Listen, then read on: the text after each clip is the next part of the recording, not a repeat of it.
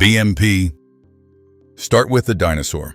One photo saved this way eats 10 times the storage of the same photo as a JPEG, and that's on purpose. Because here's the thing most people get wrong. An image file is not just a picture in a different wrapper.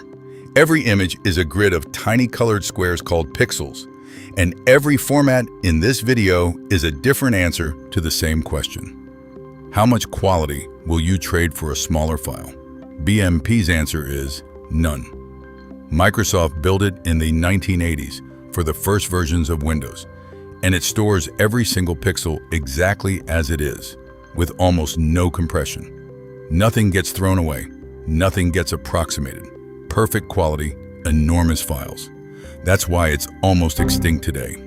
It survives in old software and industrial machines, where reading a file quickly matters more than storing it. Everywhere else, it's a museum piece. JPEG.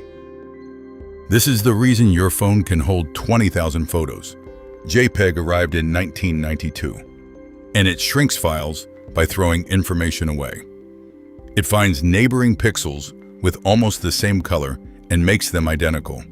Your eye can't tell the difference, but the file drops to a fraction of its original size. The damage is permanent, though. Every time you edit and resave a JPEG, it deletes a little more. Save the same photo 10 times and it looks smeared. That data is gone forever. No software can bring it back. Even AI can only fake it convincingly. One more thing. JPG and JPEG are the same format. Old operating systems only allowed 3 letters after the dot, so the E was cut. 2 names, 0 difference. GIF. This one was never supposed to be funny. CompuServe designed it in 1987 for slow internet connections, and it still carries a hard limit from that era. It can only show 256 colors. That's why a GIF of real video footage looks grainy. The format was designed before digital photos were even common. It also supports transparency, but only on or off. A pixel is either fully visible or fully invisible. Nothing in between. Its actual trick is frames. A GIF is a stack of images that play one after another in a loop, forever. More frames means a bigger file, which is why a 5-second GIF can weigh more than a full minute of real video. So, worse colors, worse compression than everything that came after it. And the internet still uses it for jokes every single day, almost 40 years later. PNG. And here's the honest one. PNG is lossless. It compresses without deleting anything. So screenshots, logos, and sharp text stay perfectly clean no matter how many times you save them. It was released in 1996, built specifically to replace GIF, whose compression method was patented. Its owners suddenly wanted money from every program that used it. Its superpower is transparency. Next to the red, green, and blue values, every pixel carries a 4th number called alpha, which says how see-through that pixel is. That's why a logo can sit cleanly on any background. And why converting a PNG to JPEG turns all that transparency into a solid white background. The cost is size. The same photo as a PNG is easily 3 or 4 times heavier than as a JPEG. I personally still save every screenshot as PNG. Text in a JPEG screenshot always comes out slightly blurry, and I notice it every single time. TIFF. Quick question. Which of these formats do you actually use for your own images? Tell me in the comments, I read them. And if this video is finally making these formats make sense, hit the like button. It genuinely helps the channel. Now, the professional format. TIFF is what print shops and photographers use because it keeps essentially all of the original data, quality close to BMP, and files almost as heavy. 2 things make it special. It stores extra information for printing, like the exact physical size an image should come out at.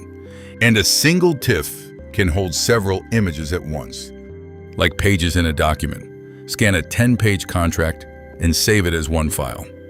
You will never see it on a website, though. Not because it's bad, But because sending a TIFF over the internet is like shipping a refrigerator when a postcard would do the job. SVG. Here's where the rules completely change. Every format so far stores pixels. SVG stores instructions. It's literally a text file full of math that says, draw a circle here, this size, this color, and your screen draws the image fresh every time you open it. You can even open one in a plain text editor and read it. That means an SVG has no resolution. Scale it up to the size of a building and it stays perfectly sharp because there are no pixels to stretch. It's why almost every logo and icon on a modern website is an SVG. One tiny file that looks sharp on every screen ever made. The limit is obvious once you see it. SVG only works for graphics. Ask it to store a photo of your dog and it fails completely. You cannot describe fur with circles and lines. WebP. In 2010, Google looked at all of this and asked a simple question. Why choose? WebP compresses lossy, like JPEG, or lossless, like PNG, your choice. It supports transparency, like PNG, and plays animations like GIF. One format, 4 jobs. And at the same visible quality, a WebP is roughly 30% smaller than a JPEG. That one number explains its takeover. Smaller images load faster.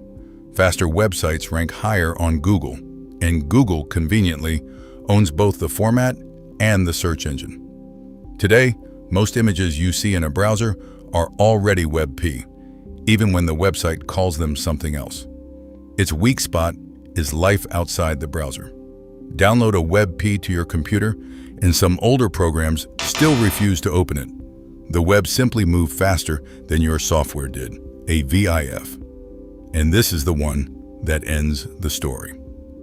A VIF was finalized in 2019 by the Alliance for Open Media, a group that includes Google, Apple, Netflix, and Amazon. And it's built on AV1, a compression system originally designed for video. The result? Everything WebP can do at roughly half of WebP's file size. Same picture, sharper detail, a fraction of the weight of a JPEG. It also handles things the old formats physically can't, like HDR, the brighter highlights and deeper shadows you see on a modern TV screen. The last wall was support, and it has already fallen. Every major browser now opens AVIF. JPEG has been the king of images since 1992.